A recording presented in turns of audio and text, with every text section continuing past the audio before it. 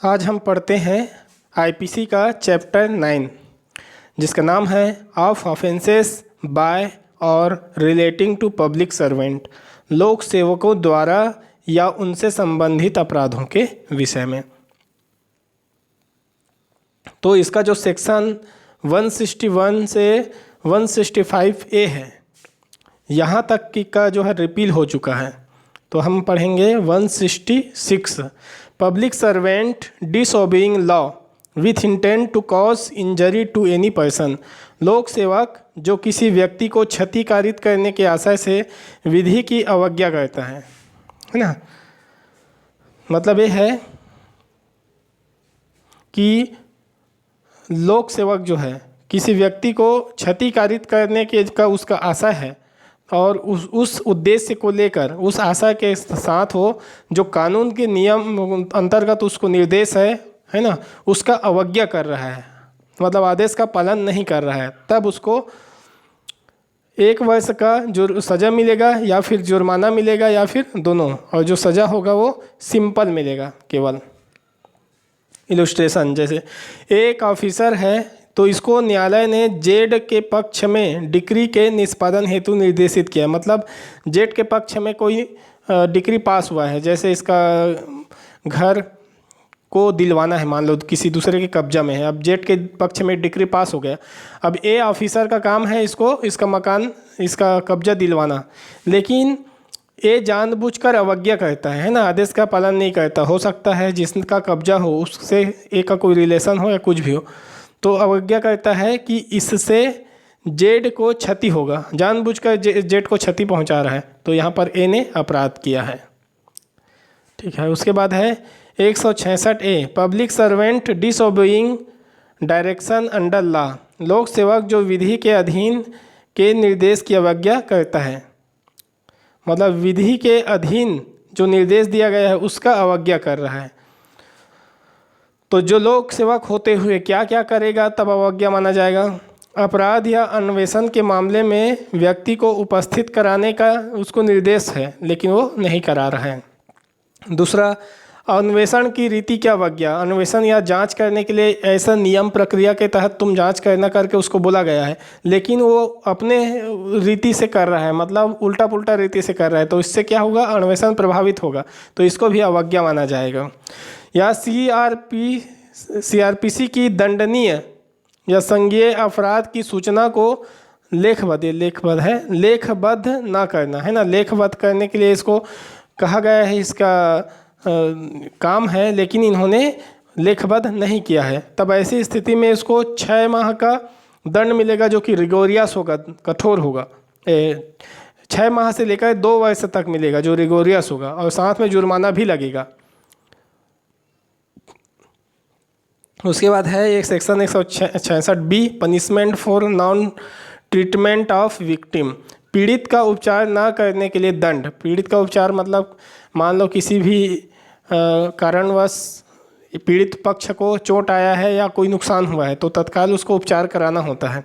यदि ना कराया गया तो लोग या प्राइवेट अस्पताल, चाहे सरकारी हो चाहे प्राइवेट में, चाहे केंद्र सरकार द्वारा संचालित हो, राज्य या स्थानीय निकाय द्वारा संचालित हो, या कोई भी हो, यदि भार साधक मतलब जिसका जो प्रभारी है उसको इलाज कराने का, उस व्यक्ति ने यदि नहीं किया है ना, CRPC 357C के उपबंधों के अधीन ये सब करना है, नियम दिया है 357C के अंतर्गत।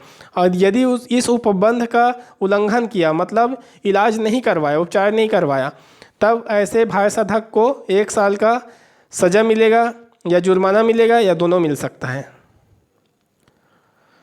उसके बाद है section 167, public servant framing an incorrect document with intent to cause injury, लोक सेवक जो क्षतिकारित करने के आशय से अशुद्ध दस्तावेज रचता है ना। अशुद्ध दस्तावेज मतलब दस्तावेज में काट छाट करता है, उल्टा सीधा, जो पॉजिटिव को निगेटिव, निगेटिव को पॉजिटिव, ऐसे कुछ काम करते हैं, तो दस्तावेज या फिर इलेक्ट्रॉनिक अभिलेख में भी हो सकता है। और जानते हुए कि ऐसा करना एक अपराध है या इससे जो है इनकरेक्ट हो जाएगा, या संभावना जानते हुए कि इससे बहुत बड़ा प्रभाव पड़ सकता है, ये सब जानते हुए वो कर रहा है ऐसा, तो उसको 3 साल का सज़ा मिलेगा या जुर्माना मिलेगा या फिर दोनों मिलेगा। उसके बाद है section 168 public servant unlawfully engaging in trade, लोक सेवक जो विधि विरुद्ध रूप से व्यापार में लगता है। ठीक है, मतलब अबद्ध हो, लगा हो, व्यापार में ना लगे, मतलब आबद्ध हो, वो ऐसा बंधा हो, मतलब कानूनी रूप से वो बंधा हो कि ऐसा व्यापार वो नहीं कर सकता, मतलब उस पर प्रतिबंध हो, और फिर भी वैसे व्यापार में लगा रहता है, तो उसको 1 साल तक सिंपल सज़ा मिलेगा या फिर जुर्माना या फिर दोनों मिल सकता है। मतलब बाउंड टू डू रहता है ना, वैसी। उसके बाद है section 169 public servant unlawfully buying और बिडिंग फॉर प्रॉपर्टी, लोक सेवक जो विधि विरुद्ध रूप से संपत्ति क्रय करता है या उसके लिए बोली लगाता है ना। लोक सेवक जो है वो विधि विरुद्ध रूप से संपत्ति को क्रय कर लेता है या उसके लिए बोली लगाता है, जबकि नियम के अनुसार उसको ऐसा नहीं करना चाहिए, जबकि वो आबद्ध हो, है ना, आबद्ध हो ऐसा ना करने के लिए। तो अपने लिए चाहे दूसरे के लिए हो, चाहे दूसरे के साथ मिलकर हो, या उसमें से कुछ अंश लगाया हो, है ना, तब ऐसी स्थिति में ना तो क्रय करेगा ना फिर बोली लगाएगा। ठीक है, अगर यदि ऐसा करता है तो 2 वर्ष का उसको सज़ा मिलेगा या जुर्माना मिलेगा या दोनों मिल सकता है। साथ ही साथ क्रय की गई संपत्ति अधिहृत मतलब कन्फिस्केटेड किया जाएगा, मतलब उसको सरकार अपने पास रख लेगा। सेक्शन 170 पर्सोनेटिंग अ पब्लिक सर्वेंट, लोक सेवक का प्रतिरूपण, मतलब लोक सेवक जैसा बनने का छल करना, जानते हुए छद्म प्रतिरूपण करना, मतलब जानबूझकर मैं नहीं हूँ ऐसा करके जानता है फिर भी ऐसा कर रहा है। कोई कार्य करेगा छद्म प्रतिरूपण करके या फिर कार्य करने का प्रयत्न करेगा, तो ऐसे व्यक्ति को 2 साल का सज़ा, जो कि आरएस कोई भी हो सकता है, या जुर्माना मिल सकता है या फिर दोनों मिल सकता है। उसके बाद है section 171 wearing garb or carrying token used by public servant with fraudulent intent, कपटपूर्ण आशय से लोक सेवक के उपयोग की पोशाक पहनना या टोकन को धारण करना, है ना, मतलब उसका पोशाक पहन रहा है कपटपूर्ण सोच के साथ, आशय के साथ, या फिर उसका टोकन धारण कर रहा है विश्वास करके, मतलब उसको विश्वास है कि मैं ऐसा करूंगा तो गलत है करके, या संभावना है कि उससे कुछ गलत हो सकता है करके, जानते हुए ऐसा कर रहा है, तब उसको या तो 3 माह का सज़ा मिलेगा जो आरएस हो सकता है, या 200 तक जुर्माना मिलेगा, या दोनों मिल सकता है। उसके बाद आता है chapter 9A of offences relating to elections, निर्वाचन संबंधी अपराधों के विषय में। तो सेक्शन 171A कहता है कैंडिडेट इलेक्टोरल राइट्स का डेफिनेशन, मतलब अभ्यर्थी और निर्वाचन अधिकार का को परिभाषित किया गया है। तो पहला अभ्यर्थी देखते हैं। निर्वाचन में अभ्यर्थी के रूप में नाम निर्दिष्ट किया गया है ना, मतलब नाम अपना लिखवाते हैं अभ्यर्थी किस चुनाव लड़ने के लिए, वो है। और निर्वाचन अधिकार किसको कहेंगे? चुनाव में खड़े होने के लिए या ना होने के लिए, या नाम वापस लेने, या मत देने या मत न देने का अधिकार जो है वही निर्वाचन अधिकार कहलाता है। मतलब खड़े होने वाला ये भी और चुनाव वोट डालने वाला, दोनों का अधिकार इसमें शामिल है। सेक्शन 171B ब्रैबरी या रिश्वत। रिश्वत किसको कहा जाएगा चुनाव के संबंधित? जो कोई, पहला है जो कोई निर्वाचन अधिकार के प्रयोजन हेतु परितोषण, है ना, मतलब निर्वाचन के जो अधिकार हम लोग वोट डालने वगैरह या लड़ने का, उसके बदले यदि कोई परितोषण, मतलब प्रतिवाद के, मतलब मत लड़ो तुमको इतना पैसा दे रहा हूँ, इस तरीके से कोई यदि देगा, या फिर किसी को उत्प्रेरित करेगा देने के लिए, या फिर ऐसा देने का प्रयत्न भी करेगा, ठीक है, तो या फिर दूसरा स्वयं या दूसरे हेतु उपरोक्त जो ये सब चीज़ है वो परितोषण या उत्प्रेरित या प्रयत्न का, ये सब के लिए इनाम लेगा, है ना, परितोषण ये सब लेगा, चाहे देगा चाहे लेगा चुनाव से संबंधित, ये रिश्वत का अपराध होगा। ठीक है, इनाम यहाँ पर शामिल नहीं है, इनाम का परिभाषा यहाँ नीचे में दिया गया है। देखो, परंतु लोक नीति की घोषणा करना, मतलब चुनाव लड़ने वाला कोई व्यक्ति है वो लोक नीति घोषणा कर रहा है कि हम बन जाएंगे तो ऐसे ऐसे काम करेंगे, या लोक कार्यवाही का वचन देता है कि अगर आपके जो समस्या है उसका हम समाधान कर देंगे, ऐसा घोषणा कर रहा है, तो वो ये सब नहीं, रिश्वत में नहीं आएगा। ठीक है, ये अपराध नहीं होगा। अब दूसरा देख लेते हैं। दूसरा कहता है जो परितोषण देने की प्रस्तावना करेगा, है ना, या सहमत होगा, या फिर अपाप्त की प्रस्तावना या प्रयत्न करेगा, तो वो परितोषण देता है ऐसा माना जाएगा। ठीक है। दूसरा, जो परितोषण अभिप्राप्त या प्रतिग्रहित हेतु सहमत होगा या अभिप्राप्त हेतु सहमत होगा, तो ये माना जाएगा कि परितोषण प्रतिग्रहित किया है। ठीक है। जब परितोषण को जो कहता है उस आशय से न लिया हो या न किया हो, उसके लिए प्राप्त हो, तो इनाम कहलाएगा। इसका मतलब ये है कि किसी ने किसी को पैसा दे दिया, ठीक है, अब वो उसको वोट डालने के आशय से उस पैसे को नहीं लिया है, या फिर पैसा लेने के बाद वो उसका कोई लेना देना नहीं है, वोट डालना वो अपने मन से जैसा कर रहा है वैसी कर रहा है, तो ऐसे स्थिति में जो उसको लाभ मिलेगा या दिया है वो इनाम कहलाएगा। और परितोषण कब कहलाएगा? जब किसी ने किसी को वोट दे दिया, पैसा दे दिया, और उसने मुझको पैसा दे दिया है करके उसी के बात मान के उसको वोट दे रहा है, अपने जो निर्वाचन मताधिकार है उसका सही उपयोग नहीं कर रहा है, तो वो परितोषण कहलाता है।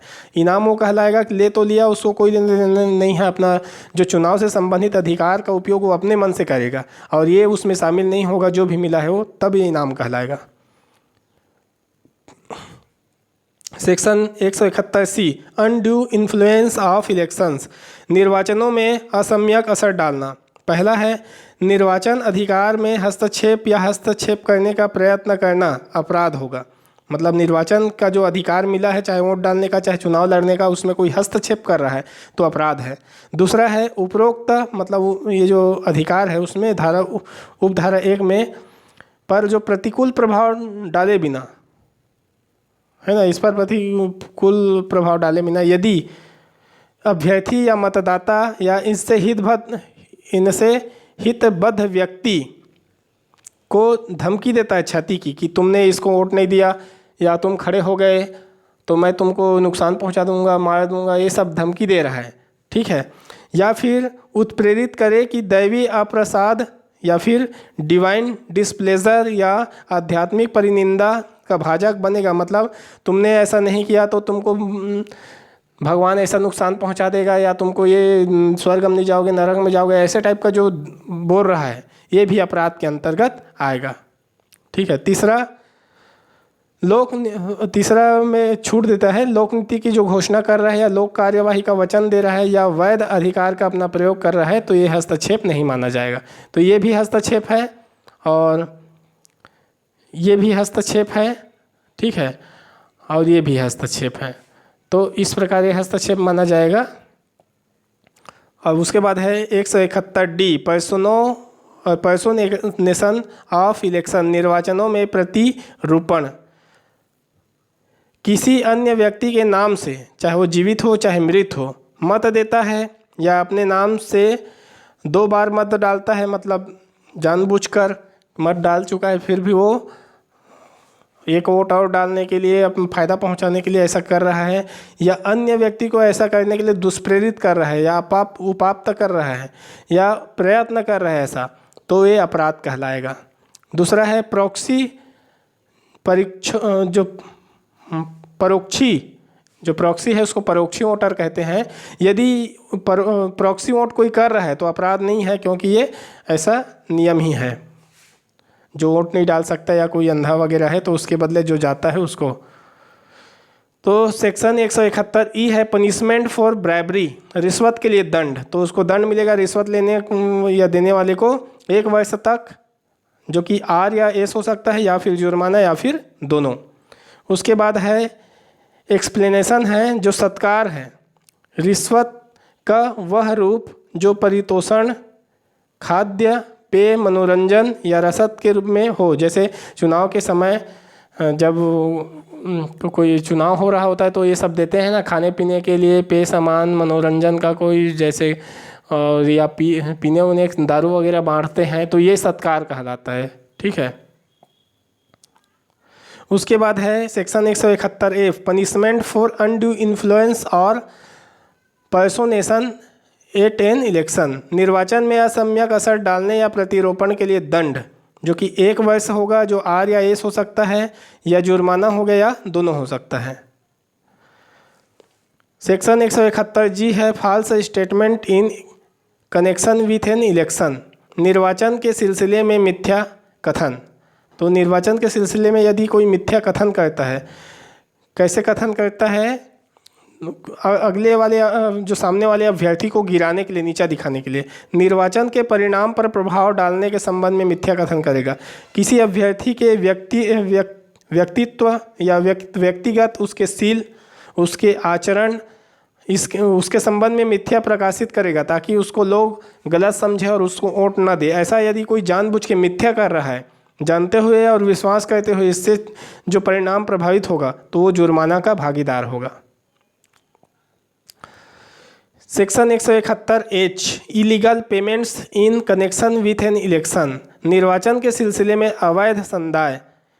यदि अभ्यर्थी के लिखित प्राधिकार के बिना, मतलब अभ्यर्थी ने कोई उसको प्राधिकार या अधिकार नहीं दिया है, और निर्वाचन को आगे बढ़ाते हुए कोई व्यक्ति जानबूझकर सभा कर रहा है या विज्ञापन प्रकाशित कर रहा है, विज्ञापन दे रहा है या प्रकाशन कर रहा है कहीं पर, जबकि वो अब जो अभ्यर्थी उससे पूछा ही नहीं, अपने मन से कर रहा है और वो खर्चा कर रहा है इन सब में, तो उसको जुर्माना 500 तक हो सकता है। ठीक है।